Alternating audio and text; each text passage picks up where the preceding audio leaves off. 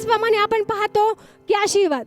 आता आशीर्वाद आपल्याकडे आहेत की आज आपण पाहतो की आज कित्येक बहिणी आहेत, भाऊ आहेत की त्यांचं मॅरेज जमत नाहीये, त्यांचं वय निघून जाते. आपण ते पाहतायत, इकडचे पसंत करतायत, इकडचे नापसंत करतायत. पण देवाची इच्छा आहे की देवाने आपल्याला उत्तम असं जीवनसाथी ठेवलेलं आहे. पण आपण पाहतो की आपल्या मागून मुलांचं जमतंय, त्यांचे लग्न होतात, ते त्यांच्या जीवनामध्ये काय घडत आहे, पण अजूनपर्यंत आपल्या जीवनामध्ये काहीच कसं घडत नाहीये. पण ते ऐकून घ्या की देवाची इच्छा तुमच्यासाठी आहे आणि देवाची इच्छा तुमच्यासाठी उत्तम आहे. असं म्हणू नका का की माझं वर्ष वाया जात आहे, माझ्या आयुष्याचे दिवस निघून जात आहे. पण परमेश्वराने तुम्हाला बेस्ट आणि बेस्ट देवाने राखून ठेवलेलं आहे आणि ते योग्य समयामध्ये परमेश्वर ते दिल्याशिवाय राहणार नाही. Praise God. तसंच आपण पाहतो की आज आपण पाहतो की जगामध्ये, पूर्ण महाराष्ट्रामध्ये, पूर्ण जगामध्ये करोनाचा थैमान मागलाय. आज 4-5 दिवसापूर्वी एक फोन आला होता पास्टरना आणि ती बहीण म्हणते की 4-5 दिवसापासून मी आजारी आहे, माझ्या तोंडाची चव गेलेली आहे आणि मला नाकाला वास सुद्धा येत नाही की मी काय खात आहे किंवा कोणता अन्न पदार्थ घरामध्ये बनवले जाते. आणि अशा स्थितीमध्ये त्या बहिणीने फोन केला आणि तिच्यासाठी प्रार्थना करण्यात आली आणि परमेश्वराने ती प्रार्थना ऐकली आणि तिने इन्स्टंट 10 मिनिटांमध्ये तिने फोन केला आणि म्हटली की देवाच्या नावाला धन्यवाद देते की परमेश्वर आपला प्रार्थना ऐकणारा परमेश्वर आहे. आणि जर करोना होता की आम्ही भीत होतो, पण जर मला 4-5 दिवसापासून माझं नाकाचा वास गेला होता, तोंडाची चव गेली होती, पण जशी माझ्यासाठी प्रार्थना करण्यात आली तर परमेश्वराने महान कार्य केलं आणि त्याच क्षणी मला वास येऊ लागला, माझ्या तोंडाची चव मला समजू लागली. Praise God. हालेलुया. बघा, परमेश्वर क्षणामध्ये काही देखील करू शकतो. तसंच एक भाऊ होता की कित्येक वर्षापासून त्याच्या हाताला पायाला चट्टे होते आणि चट्टा असल्यामुळे त्याला काही काम करता येत नव्हतं. पण त्याच्यासाठी देखील घोडेगावची साक्ष आहे, त्याच्यासाठी देखील प्रार्थना करण्यात आली आणि परमेश्वराने एक अद्भुत अशी साक्ष केली. त्याला देखील देवाने स्पर्श केला आणि त्याचा जो हाताचा पायाचा जो आजार होता तो परमेश्वराने तो नाहीसा केला. त्याच प्रकारे आज तुमची गरज मूल होणं असेल, आज कितीतरी वर्ष तुमच्या लग्नाला झाले असतील, अजून पोटचं फळ तुम्हाला भेटत नाहीये. आपण पाहतो की बाकींचे लग्न होतात, त्यांना मुलं होतात ते, आणि आपण पाहतो की मला 5 वर्ष झाले, 6 वर्ष झाले, अजूनपर्यंत पोटचं फळ नाहीये. आपण खूप ठिकाणामध्ये जातो पण आपल्याला अजून फरक पडत नाही. तसंच एक साक्ष मी तुम्हाला सांगेन की एक डॉक्टर होत्या, 5-6 वर्ष त्यांच्या लग्नाला झाली, पण सारं त्यांनी केलं पण त्यांना पोटचं फळ होत नव्हतं. पण एका बहिणीने त्यांना येशूविषयी सांगितलं आणि येशूविषयी सांगितल्यानंतर त्या बहिणीने विश्वास ठेवला आणि विश्वास ठेवल्यानंतर तिच्यासाठी प्रार्थना करण्यात आली आणि आता तिला देवाच्या कृपेने 8वा का 9वा महिना चालू आहे. म्हणून पहा, परमेश्वर सर्व काही करू शकतो. जसं हन्ना होती, ती प्रतिवर्षी देवाच्या मंदिरामध्ये जात होती, प्रार्थना करत होती. जोपर्यंत तिला भेटलं नाही तोपर्यंत ती प्रार्थना करायची थांबली नाही किंवा देवाच्या मंदिरामध्ये जाण्याची थांबली नाही. जर आपण देवाकडे मागितलं, विश्वासाने मागितलं, देव नक्कीच आपल्याला ब्लेसिंग देतो. कारण देवाची इच्छा नाही की आपण या जगामध्ये असं कुठकुठत जीवन जगावं किंवा याच्याकडे पाहून त्याच्याकडे जीवन जगावं. तर देवाची इच्छा आहे की देवाने अशा कित्येक बहिणी असतील ज्या आज यूट्यूबवरती पाहत आहेत, मेसेज ऐकत आहेत. ही स्थिती आज तुमची असेल किंवा तुमचं 4-5 वेळेस मिसकॅरेज होत आहे, तुम्ही दवाखान्यामध्ये जात आहे, हॉस्पिटलमध्ये जात आहे, पण आता काहीच फरक तुम्हाला दिसत नाहीये. पण मी तुम्हाला नक्की एक सांगा, देवाच्या महिमेसाठी एक बहीण होती, तिचा देखील हाच प्रॉब्लेम होता. 3 ते 4 वेळेस तिचा मिसकॅरेज झालं आणि आता देवाच्या कृपेने तिला देवाने पोटचं फळ दिलंय. Praise God. देव सर्व काही करू शकतो, फक्त आपण देवाकडे मागितलं पाहिजे आणि देवाला सांगितलं पाहिजे. Praise God. तसंच मी एक सांगेन की तुमचा जॉब असेल, आज आपण पाहतो की तरुणांना जॉब भेटत नाहीये, तरुणींना जॉब भेटत नाहीये आणि आपण पाहतो की आश्वासन दिले जातात पण अजूनपर्यंत जॉब भेटत नाहीये.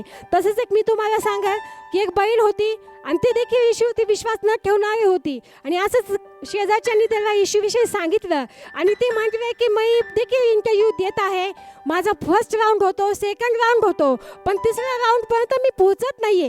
मला माहित नाहीये की मी काय जात नाहीये, पण मी असं 2 वेळेस 3 वेळेस केलं पण अद्यापही मला तो जॉब भेटत नाहीये. मी 3ऱ्या ठिकाणामध्ये जाते पण मी तिथं फेल होते, मी नापास होते, माझं सिलेक्शन होत नाही आणि पुन्हा एकदा मी घरी येते. Praise God. बहीण म्हणते की ज्यावेळेस माझ्यासाठी प्रार्थना करण्यात आली, देवाच्या नावाला हाक मारण्यात आली आणि देवाने असं अद्भुत कार्य केलं की माझं मला जे जॉब होता ते तिसऱ्याच राऊंड मध्ये भेटला. Yes, praise Lord. Hallelujah. म्हणजे एवढं वर्ष झाले तिला तो जॉब भेटत नव्हता. फक्त एकदा तिच्यासाठी येशू ख्रिस्ताच्या नावामध्ये प्रार्थना करण्यात आली आणि देवाने अद्भुत कार्य केलं आणि देवाने तिला उत्तम असा जॉब दिला. Yes, yes. Praise Lord. तसंच एक Hallelujah. भाऊ होता, त्याला देखील जॉबची खूप गरज होती आणि तो इंटरव्ह्यू देत होता आणि त्याला अशी इच्छा होती की छोटा जॉब त्याला भेटावा.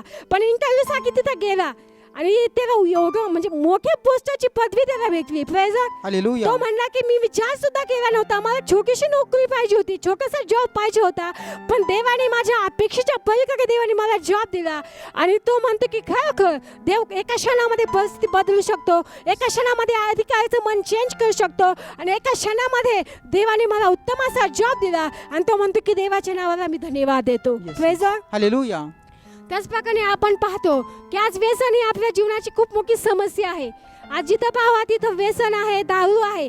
तर मी तुम्हाला नक्कीच एक साक्ष सांगेल की पोखर्डी गावामध्ये एक लहान मुलगी होती आणि ती कंटिन्यू चर्चमध्ये येत असायची आणि तिची एकच विनंती असायची की माझ्यासाठी प्रार्थना करा, तसंच विशेषतः माझ्या वडिलांसाठी प्रार्थना करा की माझ्या वडिलांनी दारूचं व्यसन सोडून द्यावं, त्यांनी चर्चमध्ये यावं आणि त्यांना ख्रिस्त समजावा. Praise lord. हालेलुया.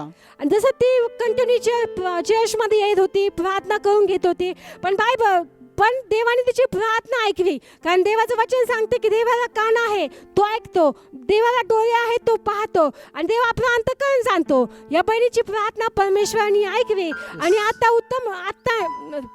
एक 5-6 महिन्यापूर्वी त्या भावाची दारू सुटली आणि येशू ख्रिस्तामध्ये त्यांनी बाप्तिस्मा घेतला आणि त्या चर्चमध्ये येते. Praise lord. हालेलुया. बघा, देव जर आपण देवाला सांगितलं तर देव नक्कीच आपल्या जीवनामध्ये कार्य करतो आणि आपला आनंद परमेश्वर आपल्याला देतो. Praise lord. हालेलुया. त्याचप्रमाणे तुमची गरज आज असं घरामध्ये सुख नाहीये, शांती नाहीये, आनंद नाहीये, घरामध्ये पती पत्नीचं पटत नाहीये, तरी देखील आज तुम्हाला देवाकडे पाहायचंय आणि देवाला म्हणायचंय की प्रभू आज मी लोकांना सांगत नाहीये, पण मी माझं लक्ष तुझ्याकडे लावते, मी तुझ्यावरती विश्वास ठेवते आणि माझा विश्वास आहे की नक्कीच माझ्या घरामध्ये तू आनंद देशील, नक्कीच माझ्या घरामध्ये शांती देशील, नक्कीच माझ्या लेकरांना ज्ञान देशील, अभ्यास करण्यासाठी तू सहाय्यता करशील आणि या स्थितीतून तू त्यांना सोडवशील. Praise lord. हालेलुया. त्याचप्रमाणे मी आज पाहतो की आज आम्हाला जास्तीत जास्त फोन येतात ते विभक्तपणाविषयीचे.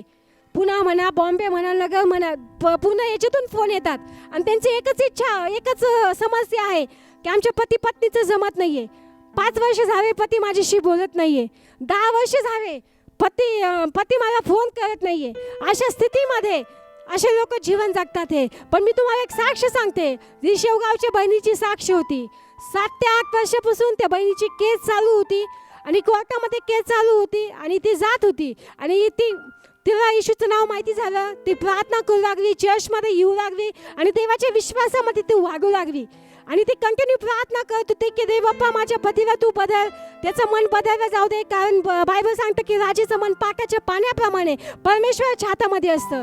आणि ती कंटिन्यू प्रे करत होती आणि तिसाठी चर्चमध्ये देखील प्रार्थना करण्यात आली आणि शेवटची तारीख होती. 5-6 दिवसांनी शेवटचा रिझल्ट होता. पण माहित नाही काय झालं, परमेश्वराने असं त्या भावाचं मन बदललं आणि तो तिथं आला आणि तो म्हणाला की माझी इच्छा आहे की मी तुला घेऊन जावं, माझी इच्छा आहे की मला तुझ्यासोबत संसार करायचा आहे, माझी इच्छा आहे की आपला संसार सुखाचा झाला पाहिजे. Praise lord. हालेलुया. आणि तो असा म्हणाला की मी हमी पत्र लिहून देतो की तुला आमच्या घरामध्ये काही त्रास होणार नाहीये आणि मी तुला नांदवायला तयार आहे. Praise lord. हालेलुया. पहा, म्हणजे तुटलेला संसार जो होता देवाने पुन्हा एकदा एकत्र केला. तर देवाची इच्छा नाही की कोणाचा संसार तुटावा. जर आज तुमची स्थिती तशी असेल की कित्येक वर्षापासून पती तुमच्याशी बोलत नाहीये, पत्नीचा तुम्हाला फोन येत नाहीये, पण तुम्ही घाबरू नका, देवाकडे पहा, देव नक्कीच कार्य करेल. जसे या बहिणीच्या जीवनामध्ये परमेश्वराने कार्य केलं आणि तुटलेला संसार त्यांनी जोडला, त्याचप्रमाणे तुमचा देखील संसार तुटलेला असेल तर परमेश्वर नक्कीच तुमचा संसार पुन्हा एकदा एकत्र करेन आणि तुमच्या जीवनामध्ये तो कार्य करेन. आपण पाहतो की आज घराचे खूप किमती वाढल्या आणि आपल्याला घर भेटत नाहीये. तर मी घराविषयी एक साक्ष सांगते की एक भाऊ होता, त्याची इच्छा होती घर घेण्याची, पण पेमेंट कमी होता, बँकेमधून त्यांना लोन भेटत नव्हतं आणि अशा स्थितीमध्ये तो प्रार्थना करत होता की देवा माझी तर इच्छा आहे घर घ्यावी, पण माझ्याकडे पैसे नाहीये.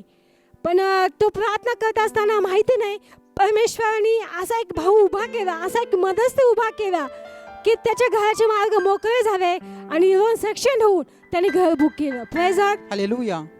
देवाला कोणतीच गोष्ट अशक्य नाही. परमेश्वर सर्व काही करू शकतो. आणि एक लग्नाविषयी मी साक्ष सांगेल की एक बहीण होती, तिची म्हणजे तिचं वय खूप 27, 28, 29 वय तिचं असू शकतं आणि तिची इच्छा होते की माझं वय झालंय पण अजूनपर्यंत माझं लग्न कसं जमत नाहीये. पण ती देवाकडे प्रार्थना करत होती आणि ती म्हणाली की माझी इच्छा होती देवाने मला उत्तम जीवन साथी देवा, देवाने मला सेवक देवा. तर परमेश्वराने तिला सेवक दिला. आणि दुसरी तशीच एक साक्ष होती, ती बहीण देखील म्हणते की माझी देखील इच्छा होती की देवाने मला उत्तम जीवन साथी देवा.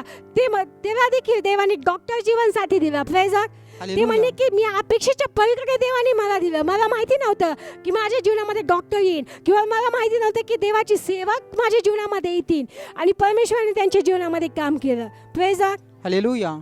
तसं आपण पाहिलं की येशूमध्ये 2 प्रकारचे आशीर्वाद भेटतात. एक तर तारण देखील भेटतं आणि एक तर आशीर्वाद देखील भेटतात. तर आपण दोन्हीही जसं जोराने उशीर केला आणि आशीर्वादापासून तो वंचित झाला, तर देवाची इच्छा तशी नाहीये की देवाची इच्छा आहे की आपल्या जगाचे देखील आशीर्वाद आपल्याला भेटावं आणि स्वर्गामध्ये तारण देखील आपलं व्हावं. कारण स्वर्गाचं दार येशू ख्रिस्त आहे. आणि आपण पाहतो की आपण फक्त आज गुड फ्रायडे आहे म्हणून नाही, पण कंटिन्यू आपण देवाकडे आलं पाहिजे, देवाच्या सानिध्यामध्ये बसलं पाहिजे, आपण वचन ऐकलं पाहिजे. आणि ज्यावेळेस आपण तसं करू तो परमेश्वर नक्कीच दिवसेंदिवस आपल्यामध्ये उन्नती करेल आणि आपल्या जीवनामध्ये मार्ग मोकळे करेल. Praise God. जर आपण येशूकडे आलो तर येशू आपल्याला सुख, शांती आणि आनंद देईल. आणि ह्या जगाचंच नाही तर सार्वकालिक जीवन आपल्याला देईल आणि स्वर्गाचं वाटेकारी तो आपल्याला बनवेल. माझा विश्वास आहे की आज हे वचन तुम्हाला समजलं असेल. Praise God.